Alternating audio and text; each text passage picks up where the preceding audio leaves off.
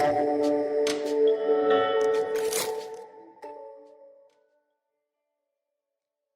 hello everybody. Andrew Kerr from Network Migration Services again.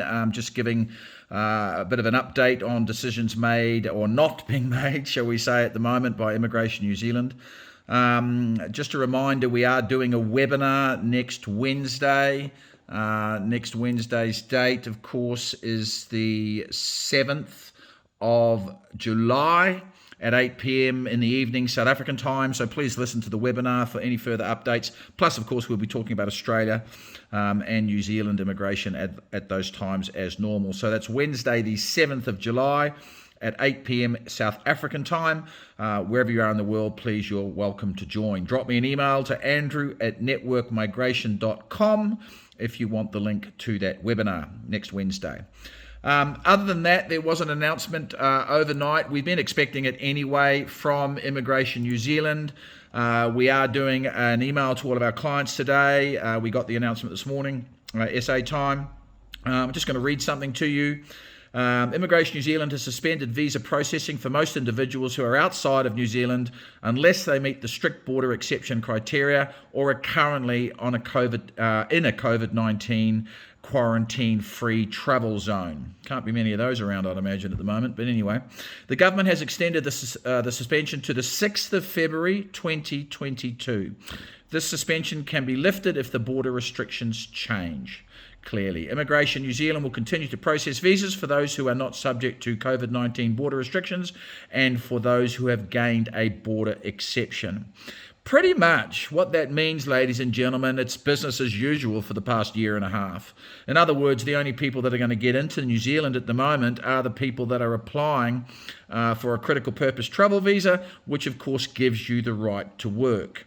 Now, just on another note, we're a little bit perturbed, and I know this is going out on social media, but clearly people are going to be listening to it, and I hope you are, but we're a little bit perturbed at some of the decisions that INZ is making at the moment, Immigration New Zealand, regarding critical travel border exemptions. They seem to be just getting stricter and stricter and stricter, rather than, of course, sticking to guidelines that they brought out themselves and continue to bring out. We are dealing with organisations in New Zealand that are screaming for skills at the moment, in areas clearly that they cannot fill, and they have tried as much as possible to do what New Zealand government is wanting them to do, of course, and that's hire local.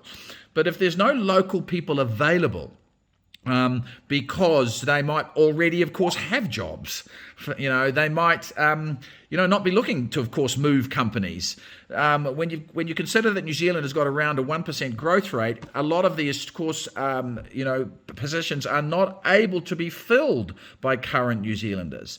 And quite frankly, and I'll use the word, there are some absolutely astoundingly different, well, my word I'm going to use is ridiculous decisions, in my opinion, being made at the moment. We are meeting criteria. We are submitting applications that we believe should be granted a critical purpose travel visa or an exemption to travel ban, and they're not. So what I've done is I've collectively got together with a few of my colleagues in the industry that we have very strong mutual respect for, and we are putting together specific cases at the moment where we can literally show immigration, you've approved a case like this, and this is exactly the same type of case, and you're declining it. And these are under your guidelines. So, I think it's time for somebody to start challenging, and we will always be respectful. We will always, of course, use the correct terminologies. We will never accuse or abuse, but we just want to know what's going on. When we're dealing with people who have made decisions to change their entire lives and move themselves and or their families, into a beautiful country like New Zealand, why are we just coming up against brick walls all the time? Ladies and gentlemen, we get COVID. We do. The world is clearly sick of it. And those of you who have suffered, injury, death, or loss because of COVID, our heart goes out to you. And my heart goes out to you. But, life goes on as well. And these, the organisations in New Zealand, we're not trying to get in people that don't qualify. We're not trying to buck the system.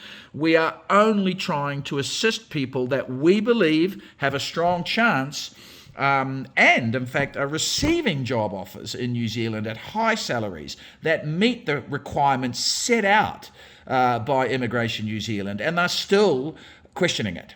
And we feel that that's a little bit unfair. And in fact, strongly we feel that it's unfair. So rather than me be just one voice, as I said, I've spoken to some of my esteemed colleagues in the industry yesterday, in fact, and we are going to be getting together some exact examples that we can just show immigration and ask them, guys, why? Please make these decisions and make these decisions in a fair manner. So we're just business as usual. As most people, of course, is probably trying to say business as usual during these unusual times in the world. But I've been telling my clients that between now and Christmas, the only way they're going to get in anyway is a critical purpose travel visa that is approved.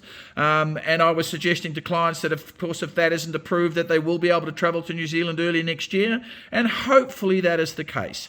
Hopefully by February, New Zealand has reached its herd immunity, and then, of course, they do relax the visa requirements to come in, as long as, of course, you've perhaps had a COVID test yourself. And what we're hearing is that you've had not a COVID test, that you are vaccinated yourself, and that you've had a COVID test, 3 or 4 days before you fly. So these are all facts we'll get later in the year, no doubt, hopefully around September, October. But I'm just keeping you in the loop. We're doing exactly what we have been doing for the last year, attempting to get our clients, working with them, of course, very strongly on the job search market, to approach the organisations that we believe they can get jobs with, and we will continue to do so. And clearly, if that works between now and Christmas, yippee, and if it doesn't, then God willing, early next year, you will be able to hop on a plane and fly to New Zealand to go for a potential interview. But we won't know that, of course, until February. So we're really just still working with all our clients to be contacting the relevant organisations that we believe can employ you. So stay safe, everybody. We're going to be sending a newsletter out with this video as well. So look after yourselves, stay safe, and stay positive. I know it's hard to do. I know. I mean, I've had days myself when you wake up thinking, God, what's going on? But stay positive, stay strong, and please believe that one way or another, if your destination of choice is New Zealand or Australia for that matter, clearly, we will be working with you until you get there. Stay strong, everyone. Ciao.